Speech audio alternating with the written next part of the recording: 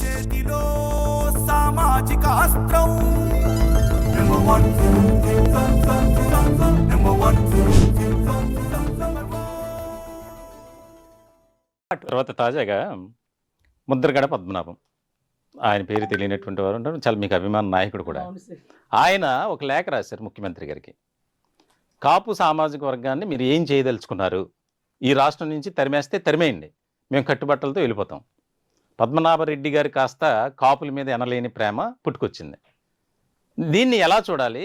ఆయన రాసినటువంటి లేఖలో ఆ అంశాన్ని ఏ విధంగా మనం అర్థం చేసుకోవచ్చు? సార్, 2 ఎకరాలు ఉన్న వ్యక్తులు ఈరోజు రాష్ట్ర ముఖ్యమంత్రులు అయిపోయి ఉంటారు. 2 పూటలు కూడా తిండి గడవని వాళ్ళు ఎంతో గొప్ప స్థాయిలో ఉంటారు. ఒక్కసారి సినిమా ఛాన్స్ వస్తే చాలన్నటువంటి చిరంజీవి గారు ఒక అఖండ శిఖరాన్ని అధిరోహించారు. కానీ 1000 ఎకరాలు ఉన్నటువంటి ఆసామి, 1000 ఎకరాల ఆసామి, వాళ్ళ నాన్నగారు పేరు ఈ రోజుకి ఆ ఏరియా మొత్తం వీధుల్లో ఆయన పేరే ఉంటాయి, కిర్లంపూడి ఆయన పేరు కూడా. అయితే ఆ వ్యక్తి ఏ స్కాముల్లో లేడు, ఏ స్కీముల్లో లేడు, ఏ ప్రాజెక్టులో డబ్బులు తినలేదు, ఎవరిని మోసం చేయలేదు, ఎక్కడ ఒక తప్పు లేదు. కానీ కాపు గుణం, ఒక చంచల గుణం, కోపం, ఆవేశం, ఇవన్నీ కాపుకుల లక్షణాలు వాళ్ళ బ్లడ్లో ఉంటాయి.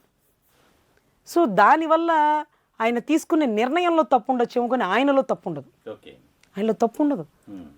నాకు అసలు ఒక టీవీ ఛానల్లో, ప్రముఖ ఛానల్లో కూర్చున్నప్పుడు మీరు ముద్రగడ పద్మనాభం గారిని, హరిరామయ్య జోగయ్య గారిని, ముసలోని తిట్టండి మీకు పదవులు వస్తాయి అన్నారు.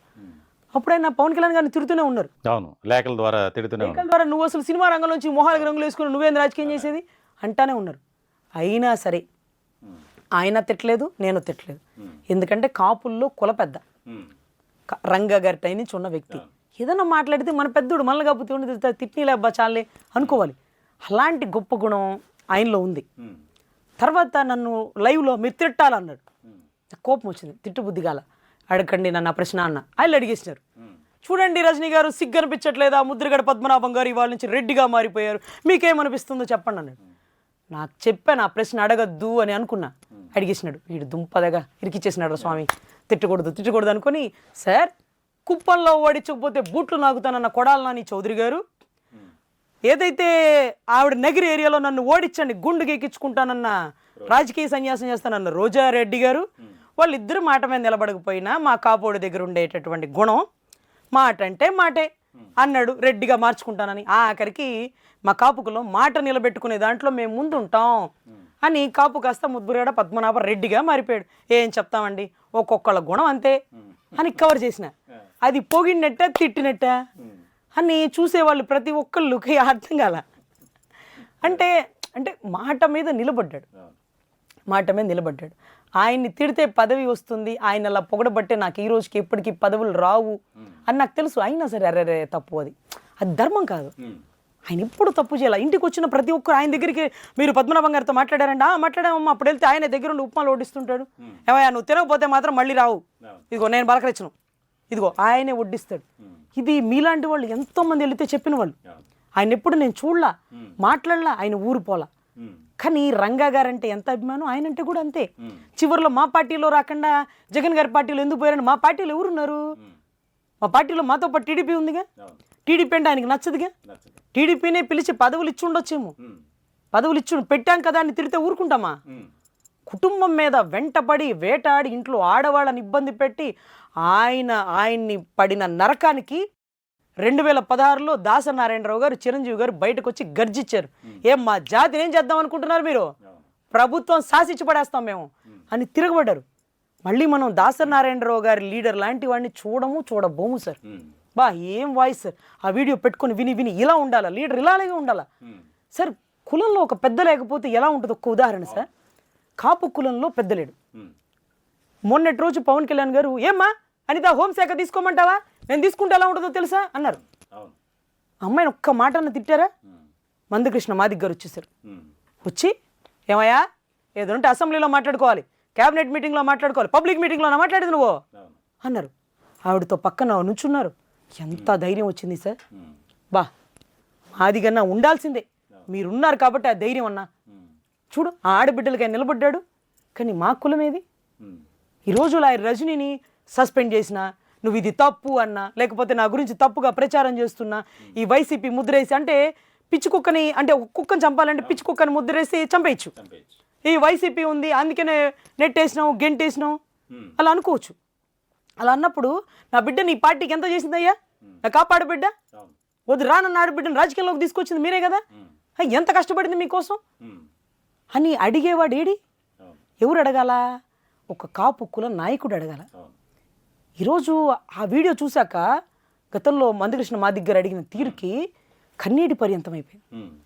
కులంలో ఒక నాయకుడు లేకపోతే కులం పరిస్థితి ఇంతే. ఎవడో ఒకడు ఉండాల్సిందే. ఇది ఎవరవుతారో మీ ఇష్టం. మీ చెంచల గుణంతో ఇతను కాదు అతను కాదు ఇతను, ఎవరో ఒకతన్ని నుంచోపెట్టి ఇతను కాపు కులానికి పెద్ద అని అనుకోండి, ఒకళ్ళని కానివ్వండి. ఎందుకంటే అందరు కాపులు ఒక దగ్గరే ఉండాలంటే కాపుల్లో ఐకమత్యం లేకపోవటం వల్లే ఈరోజు తెలుగుదేశం పార్టీలో ఉన్నటువంటి కాపులకు కూడా సరైనటువంటి ప్రాధాన్యత దక్కడం లేదనేది చాలా ఈ మధ్యకాలంలో విమర్శలు, ఆరోపణలు, అనేక రకాలుగా అసంతృప్తి, నిరాశ, నిస్పృహ వస్తుంది. మరి ఈ రకమైనటువంటి పరిస్థితుల్లో లాయర్ రజనీ గారికి ఒక బాధ్యత ఇచ్చి కాపు సామాజిక వర్గాన్ని ఏకతాటిపైకి తీసుకురావాలి, నువ్వు లీడ్ చేయమ్మా, నీ వెనక మేము ఉన్నాం అని కొంతమంది కాపు సామాజిక వర్గానికి చెందినటువంటి పెద్దలంతా మిమ్మల్ని కనుక ఆ ప్రతిపాదన తీసుకొస్తే మీరు ఆ బాధ్యత తీసుకుంటారా? సరే, అసలు కాపు అనేదే ఒక సముద్రం. దీంట్లో ఎవరిని ఏదనివ్వరు వీళ్ళు అనేది ఒక డౌట్. అయితే మీరు పోయి ఆ ఊబిలో నువ్వు పడమ్మా అంటే అసలు నేనేం చెప్పాను సార్? సార్ ఇది అసలు ఎలా ఉంటుందంటే ముద్రగడ పద్మనాభం గారు ఒక కాపు రిజర్వేషన్ ఉద్యమం చేసి మధ్యలో ఆపేశారు. నేను జడ్జ్ ఎగ్జామ్స్కి ప్రిపేర్ యూనివర్సిటీ టాపర్గా ఉండి వయసు తేడాతో జడ్జ్ ఎగ్జామ్స్కి ఎలిజిబుల్ పోయింది.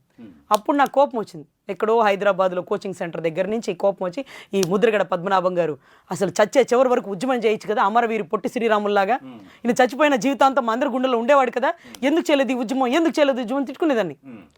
సరే, నాకు ఒకరోజు అనింది ఆ అవకాశం నీకొస్తే కాపు రిజర్వేషన్ కోసం ఉద్యమం చేయడానికి నీకు అవకాశం వస్తే నువ్వు చావు చివరి డంచుల వరకు వెళ్ళగలవా అంటే వెళ్ళాలి.